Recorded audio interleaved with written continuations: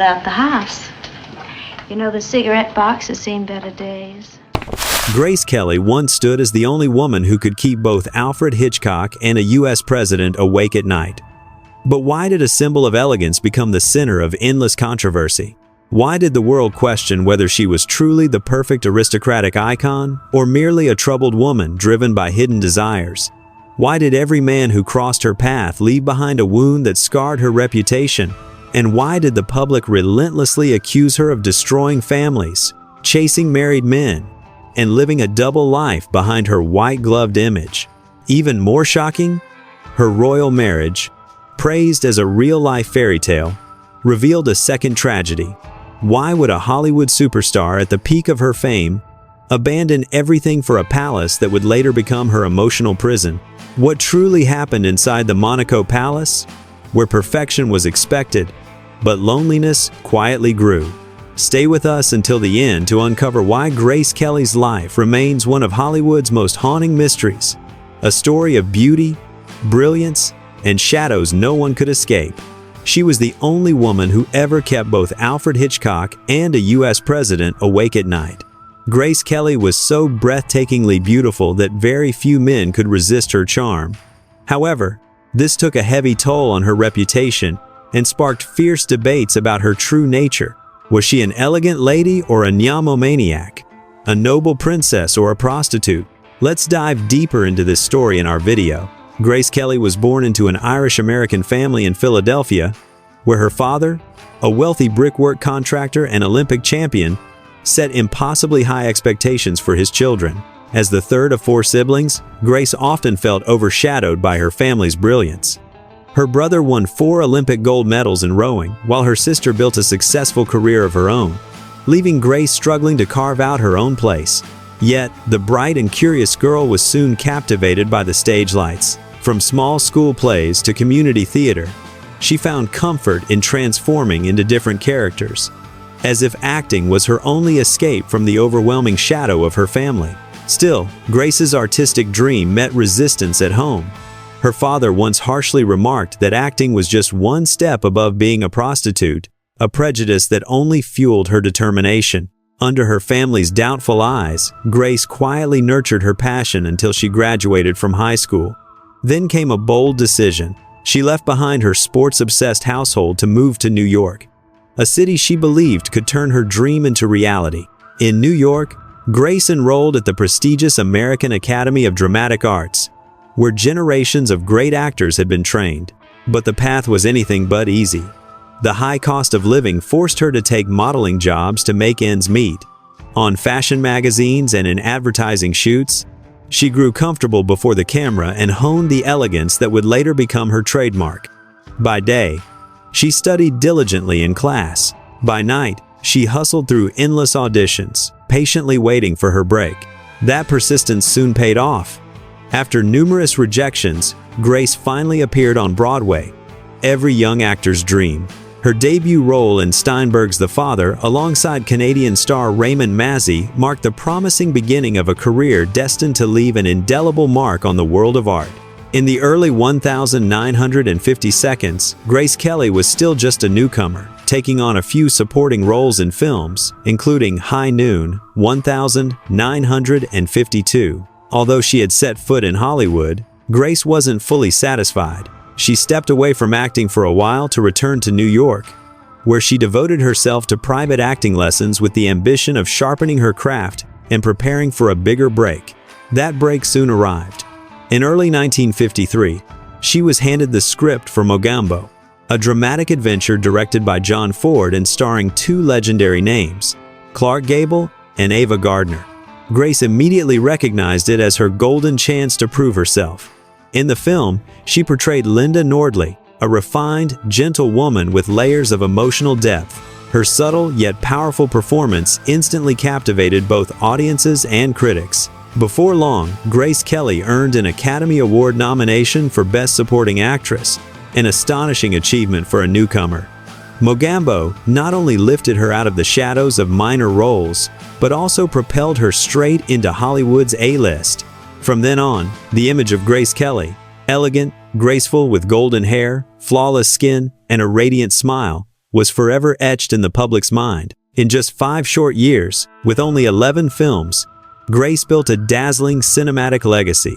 Her performances in Rear Window, Dial M for Murder, and To Catch a Thief became timeless classics, drawing audiences into worlds of fragile yet burning romances where her characters triumphed over adversity through intellect and allure.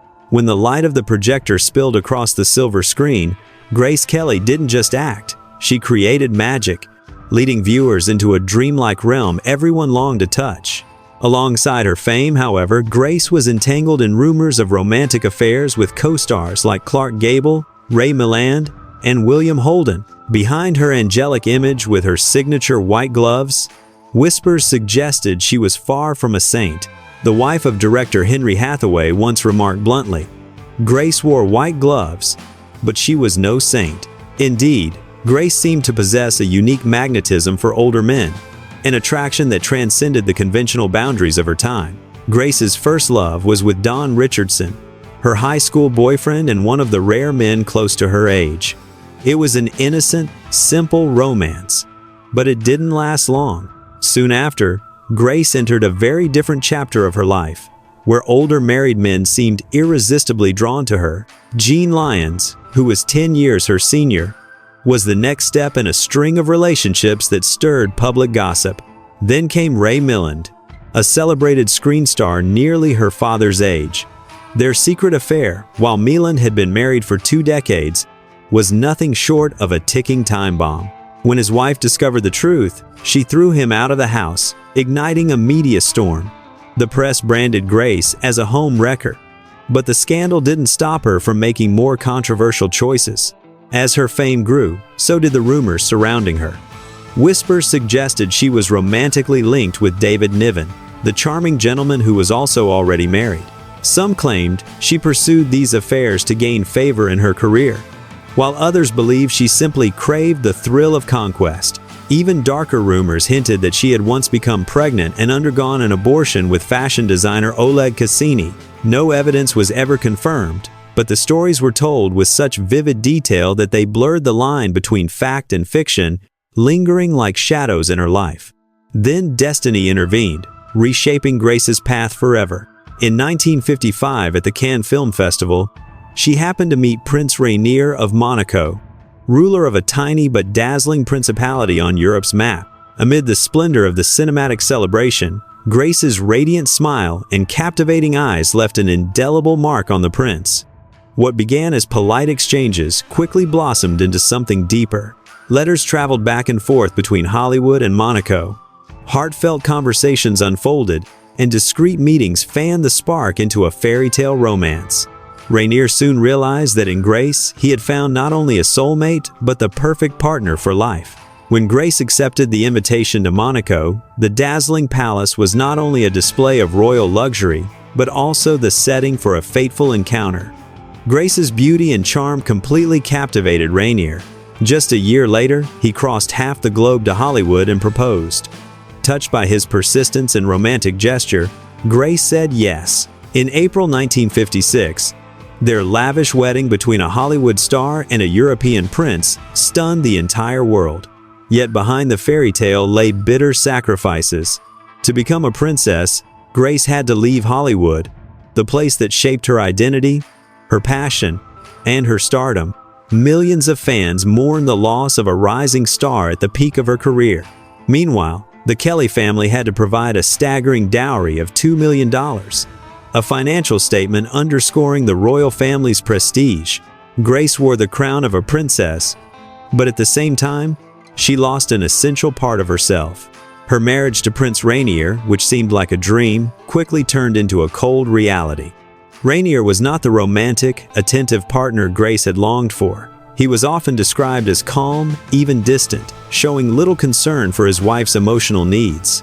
Being a princess meant carrying the weight of endless ceremonies, duties, and expectations. For someone who had once thrived in freedom, adjusting to royal protocols, learning a new language, and integrating into a foreign land left Grace feeling lost and isolated. After her father's death, the grief dragged her into a deep emotional abyss.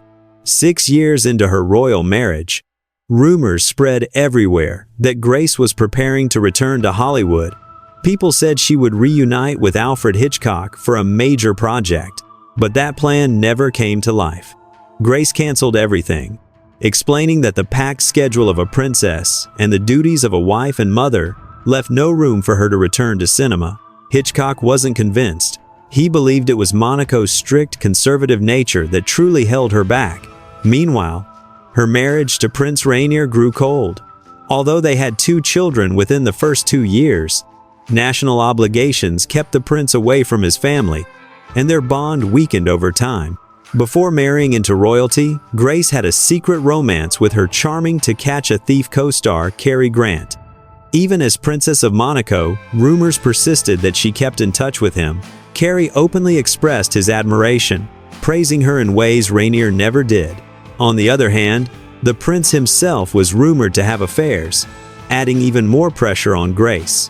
Though unproven, the whispers were suffocating. She longed deeply for her old life, free and dazzling, but it was gone forever. Their marriage soured, and no one knows if Grace ever thought of leaving it all behind. That remains a mystery. Then tragedy struck. On a September morning in 1982, Grace was driving with her youngest daughter, Stephanie, along the winding cliffs of Monaco. A sudden stroke caused her to lose control of the wheel. Stephanie tried to grab it, but the car plunged down a steep 50-foot slope. The accident happened in an instant. Both were rushed to the hospital, but doctors could not save Grace. Stephanie survived with minor injuries, but Princess Grace, the once glittering icon, drew her last breath at 52. Her passing shocked the entire world. Prince Rainier, despite their imperfect marriage, mourned her deeply. He never remarried, never loved another, and when he died in 2005, he was laid to rest beside her. Their unfinished love story, though stormy, remains a testament to the loneliness behind the throne. Yet, Grace Kelly's legacy endures. The Princess Grace Foundation stands as a symbol of her compassion, supporting young artists in theater, dance, and film through scholarships and training programs. In this way, Grace continues to ignite artistic dreams just as she once did herself. Grace Kelly was not just a Hollywood star or a princess of Monaco. She was the embodiment of fragile beauty, of pride intertwined with tragedy, and her life story, with its brilliance and its shadows, still lingers like a haunting melody, ensuring future generations remember her with both admiration and sorrow.